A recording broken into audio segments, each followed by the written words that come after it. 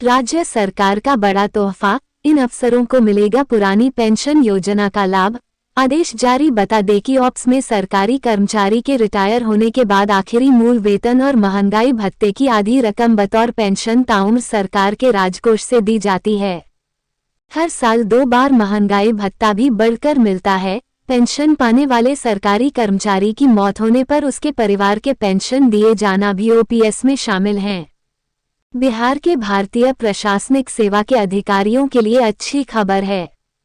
राज्य की नीतीश कुमार सरकार ने 11 आईएएस अफसरों को पुरानी पेंशन देने का फैसला किया है। इस संबंध में मंगलवार को सामान्य प्रशासन विभाग ने आदेश भी जारी कर दिए हैं। दरअसल देश भर में नई पेंशन दिसंबर 2003 से लागू है। इसके पहले पुरानी पेंशन योजना का लाभ मिलता था, लेकिन राज्य सरकार ने 2003 के पूर्व की नियुक्ति के लिए अधिसूचित पद पर नियुक्त सेवकों को पुरानी पेंशन योजना का लाभ देने का फैसला किया है।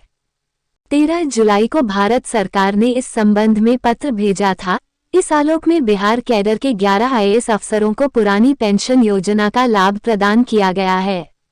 सामान्य प्रशासन विभाग की विशेष सचिव रचना पाटिल के जारी आदेश के तहत IAS Palka Sahni, R Lakshman, Abhay Kumar Singh, doctor Virendra Prasad Yadav, Manish Kumar, Kumar Ravi, Divesh Sehra, Kuldeep Narayan, Bala Murugan D, Sandeep Kumar R, Pudkal Kitty और सुश्री रंजीता को पुरानी पेंशन का लाभ मिलेगा। जानिए क्या अंतर है ऑप्स और एनपीएस में। ऑप्स में सरकारी कर्मचारी के रिटायर होने के बाद आखिरी मूल वेतन और महंगाई भत्ते की आधी रकम बतौर पेंशन ताउम्र सरकार के राजकोष से दी जाती है। हर साल 2 बार महंगाई भत्ता भी बढ़कर मिलता है। पेंशन पाने वाले सरकारी कर्मचारी की मौत होने पर उसके परिवार के पेंशन दिए जाना भी ओपीएस में शामिल हैं। एनपीएस एक कंट्रीब्यूटरी स्कीम है, जिसमें कर्मचारियों को अपने वेतन का 10% हिस्सा देना होता है। सरकार कर्मचारी के एनपीएस खाते में 14% भाग डालती है। नई पेंशन योजना के तहत सरकारी कर्मचारी को अपनी पेंशन में मूल वेतन का 10% देना होता है और इसमें राज्य सरकार केवल 14% का ही योगदान देती है। पेंशन कमीशन के लागू होने पर पेंशन रिवाइज्ड होने का फायदा भी रिटायर कर्मचारी को मिलता है। ऑप्स में कर्मचारियों को रिटायरमेंट के बाद 20 लाख रुपए तक की ग्रेच्युटी मिलती है।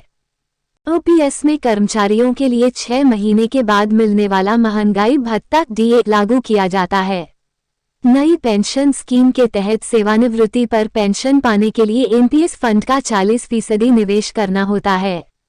सेवानिवृत्ति के बाद निश्चित पेंशन की गारंटी नहीं होती। एनपीएस शेयर बाजार पर आधारित है। इसमें महंगाई भत्ते का प्रावधान शामिल नहीं है। एनपीएस में सेवा के दौरान कर्मचारी की मृत्यु होने पर उनके परिजनों को कुल वेतन का 50% पेंशन के तौर पर देने का प्रावधान है। ऑप्स के विपरीत नई पेंशन स्कीम में रिटायरमेंट पर शेयर बाजार के अनुसार जो भी पैसा मिलेगा आपको उस पर टैक्स देना होता है। ऑप्स में कर्मचारी के रिटायरमेंट पर जीपीएफ के ब्याज पर उसे किसी प्रकार का इनकम टैक्स नहीं देना पड़ता। एनपीएस में रिटायरमेंट के समय ग्रेच्युटी का कोई स्थायी प्रावधान नहीं है। न्यू पेंशन स्कीम एनपीएस में 6 महीने के उपरांत मिलने वाला महंगाई भत्ता डीए लागू नहीं होता है।